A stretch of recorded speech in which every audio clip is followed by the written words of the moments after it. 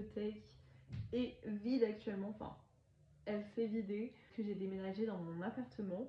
Donc là je suis chez mes parents. J'ai encore eu le temps de tout réorganiser, ma bibliothèque ici. Si aujourd'hui je suis avec vous, c'est pour vous parler de Rewitch. Je sais pas comment on prononce trop le titre. Malheureusement je ne l'ai pas en physique car je l'ai lu en livre audio. Il me tentait mais depuis tellement longtemps, sauf que dès le moment où j'ai eu les sous pour me l'acheter, il n'était plus en librairie.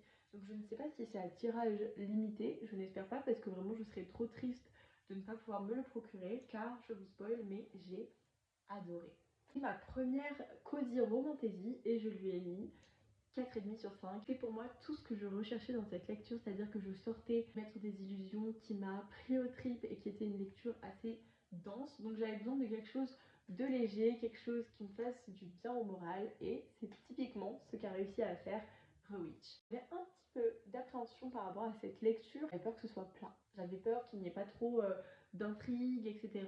Que les personnages ne soient pas forcément hyper développés. C'est sûr qu'on n'est pas dans une fantaisie hyper poussée, mais j'ai été hyper positivement surprise car on a tout de même une intrigue, un peu de suspense, d'action. Je m'attendais tellement à rien que j'ai pu être que trop heureuse de découvrir cette histoire et de suivre les aventures de notre protagoniste. J'ai adoré la magie, le côté sorcière, j'ai adoré la personnalité de la protagoniste principale parce que je me suis vraiment retrouvée en elle. Je m'attendais pas du tout à ce que ça aborde des sujets un petit peu voilà assez profonds on va dire sur la confiance en soi, sur la vision qu'on a de nous-mêmes. C'est vrai qu'elle doute beaucoup d'elle et on va la voir au fur et à mesure du récit prendre confiance, voir ce qu'elle vaut et c'est vraiment un truc qui me touche particulièrement.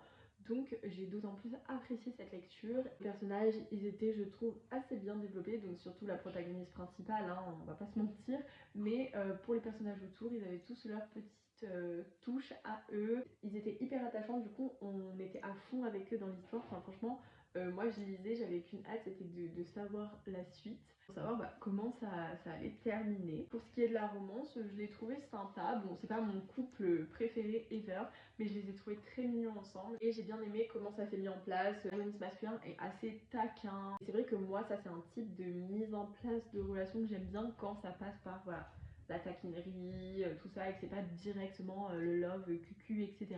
J'ai vraiment apprécié cette lecture et je peux que vous la recommander. Bon, on n'est plus en période Halloween, on passe un peu plus vers l'hiver. Pour moi, ça reste toujours la saison parfaite pour apprécier cette petite lecture cocooning sous un plaid. Si vous cherchez assez cosy, etc., je peux que vous recommander cette lecture. Et en plus, le livre est trop beau. J'espère tellement que je vais pouvoir me le procurer.